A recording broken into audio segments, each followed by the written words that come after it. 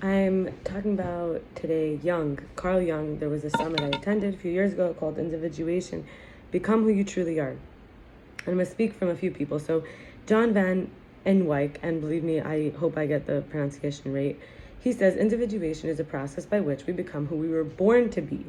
And that nature versus nurture is a relational dynamic, which means that survival as the ultimate goal has to do with both viability, like actually whether we're capable of being viable, and also filtering, like taking out what's not supposed to be there. So there's a process, right? It's a back and forth, or it's a in and out, up and down, push, pull, whatever dynamic is, like die, right?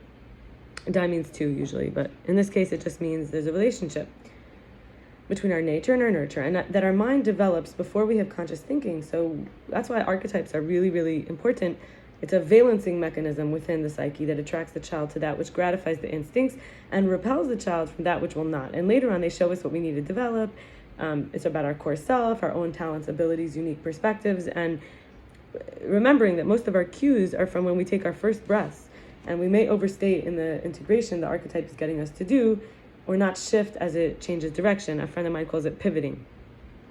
So not leaving or staying when we shouldn't after being given my portion that my intuition was guiding me to let myself need things for the moment instead of trying to force for the long haul, is where we're able to have just enough biological, chemical, physical, like whatever you want to call it, knowledge to understand that what was meant for us for our path, and not to end up in that field which we had made up that we needed to, like given that there's this tension of opposites. So we generate psychic energy, which is contrasting. Remember, we're talking about the two parts, right? Contrasting, oscillating dynamics. It seeks to integrate and unite in a new way. And it's like the potential versus actual. The tension generates energy. Psychic attraction is by the blueprint of us.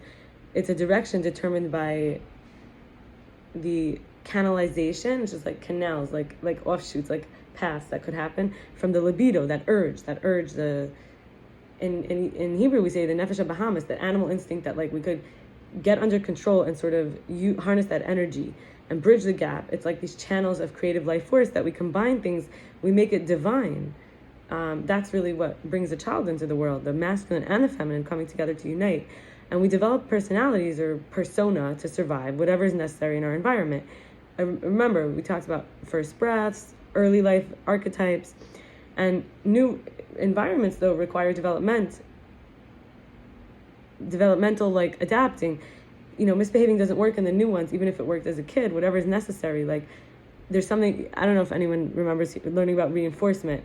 So Skinner was the researcher, and that's his last name, Dr. Skinner or Professor Skinner, of the fact, and it's a scary name, right, Skinner, but reinforcement of the fact that we exist, so essential to all people, so punishment is better than nothing. In other words, we want to be like seen and heard, that we'd rather misbehave than not at all. And in childhood, the first experience of the mother archetype is nurturing, incubation, holding us, home, nourishing, protecting. And then the second level is the alma mater. This is called mother environment. This is other mother. It's like school. We're nurtured and nourished by learning about how to do things, self-efficacy, self-actualizing. We're almost like impressing this mother when she's not even with us, like by doing a good job at life. When we see a child misbehaving, to be punished, it's so he or she can matter. It's very painful. It's like they're even wanting to be singled out. They'll withstand shame and guilt just to be noticed and feel important. And when we do like a timeout as a punishment, there's no reinforcement. Then the first thing the child does is positively reinforce the next thing that they do that's good. So over time, our persona can change and be worn. It's like to reveal what will be positively reinforced by the environment and conceal that which wouldn't. So conceal becomes our shadow. So we could see it's not always so like being able to withstand guilt, shame. I mean, it's a really tough exterior. It's like resilience, we call it. Also, in part of being in individuation, we have to also get what's in the concealment, in our shadow, which is like the dynamic process that generates that tension of opposites, of what's revealed, what we could withstand, and what we just repress, like the parts of us that we don't want to draw attention in a negative way. We only want that positive attention, for example. So in seeking resolution, we do that, what will bridge the gap of the possible in terms of being in reality. We come back to the sense of archetype, which gives sense to what the instinct needs for it to be accomplished. And I was writing for myself, like a realization I had was that maybe craving sex with someone creates the gap because that disunity is triggering for me. Like I want to have sex with someone, with a man, maybe because of wanting that closeness, I know this is not a realization for me at this moment. I wrote it at the time. And that's how we learn, right? It was in my shadow. It was like sometimes I just want unity so badly that I was willing to have sex with someone. Even making me want to sexually unite with those who create too many fear-based boundaries. Like they didn't want me, or they wanted to reject me, or they wanted to make me an other. And that's how we look at individuation in the context of relationships. Conflict inspires creativity.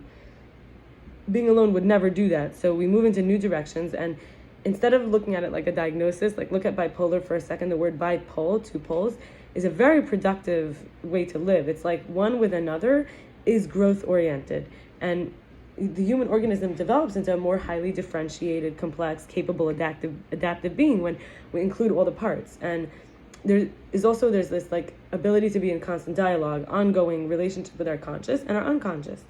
And the psyche, the unconscious, is not things the way that imperialism consciousness would be like it calls it the psyche. It's not. It's a process. So the consciousness tries to master and control by naming it, right? So we can't prevent the unconscious, but we can regulate its response, and often it's exaggerated. So emotions happen to us, and the unconscious expresses itself through symbols.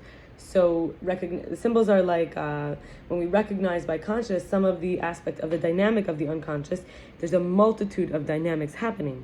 So the mechanism of the psyche that transforms this energy, what we're calling the unconscious, we might call it the brain, which connects to me. Some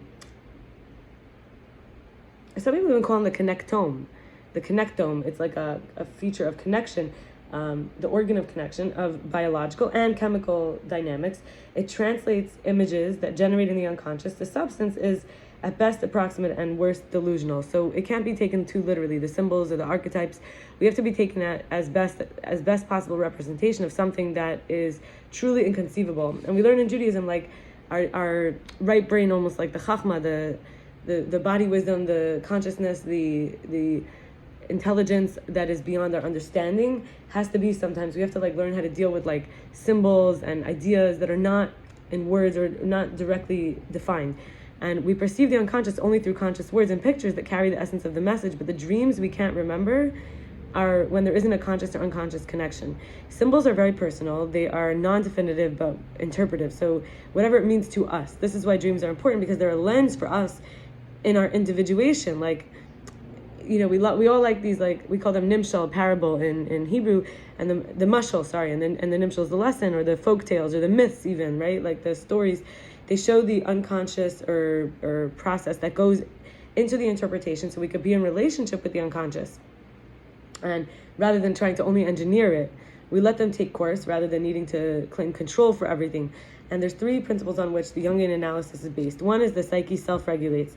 It's an organism that maintains equilibrium. So it self-adjusts, it optimizes, it calibrates, it balances, it neutralizes. It's like the Hashem, our God, made everything with wisdom. So it naturally is it doesn't need us that came later. The godliness in it will automatically be in constant new possibility. And it's a dynamic that's ever in relationship with us trying to understand and define and wrap it up with a bow, and but then the symptom is attempting at cure. So the pain or fever, for example, or the depression or anxiety is actually like crossbite. It's stomaching. Think about it. When we say a crossbite, it's someone like stomaching, like I'm having trouble stomaching it. Like literally, we could see that these ideas are actually the psyche is like a body. We have a psyche body. And it teaches us, like when we have a stiff neck, we learn the Jewish people are stiff necked, like, and then like stiff jaw, like stubborn, right? Or arm and shoulder issues is like give me a hand, I won't give you a hand. Immunity, like it's bugging me like a bug, right? Joint immobility is like I'm not flexible, or I can't handle it. And then tightness, like it's like even in a sling, like it makes me tight, like so.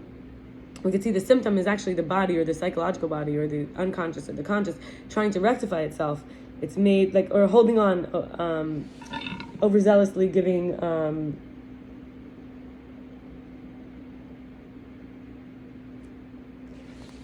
or like overzealous, or like giving too much, or holding on too much, like tight-fisted. We call it. It could also be like not, like even to do with pooping, like not letting things go, like harboring resentments, like a harbor, right?